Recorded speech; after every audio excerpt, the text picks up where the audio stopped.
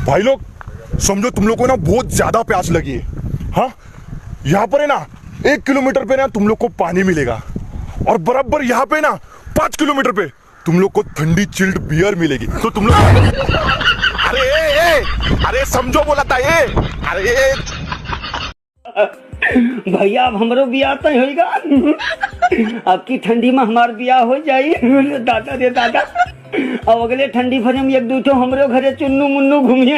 अरे दादा, वारे भगवान, आज ना लिए ततना को सकाल को लेके भाग जता ओकरा काट देबो गे। अगर वो तो दोसर संग भागी ना तो अतना मारबो ना जे ओकर बप्पा नहीं तो बचबे। अगर बप्पा और ओकर मस्जिद सकलवा नजर ना आए तो तेरी बहन के तो रोक तेरी बहन। अच्छा मान ले तोहर पापा 2 बर्फ किनौ आ हमर पापा 1 बर्फ किनौ।